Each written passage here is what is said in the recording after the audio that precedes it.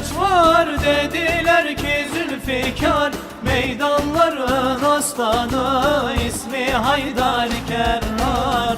Bir elinde kılıç var, dediler ki Zülfikar. Meydanların aslanı, ismi Haydar Kerrar. Aslanıdır Allah'ın, damadı Resulullah'ın, sultanıdır zamanın, İmam Haydar Kerrar.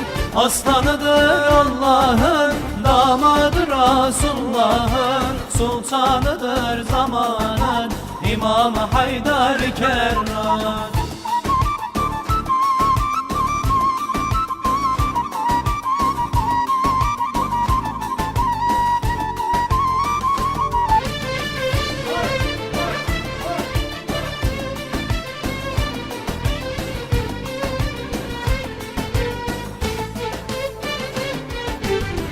Uhud günü meydanda, Resulullah'ın yanında, hem sağında solunda İmam Haydar Kerrar.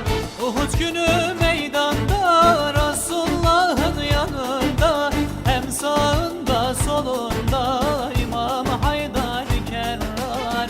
Aslanıdır Allah'ın, damadı Resulullah'ın, sultanıdır zamanın, İmam Haydar Kerrar.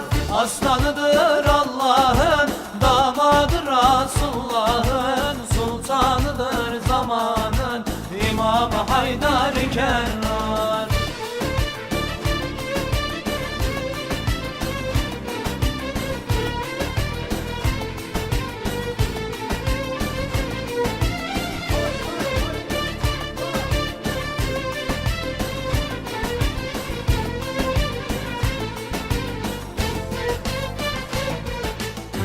Resulullah'ın soyundan, huyunun huyundan, ayrılmaz hak yolundan İmam Haydar Kerrar. Resulullah'ın soyundan, huyunun huyundan, ayrılmaz hak yolundan İmam Haydar Kerrar.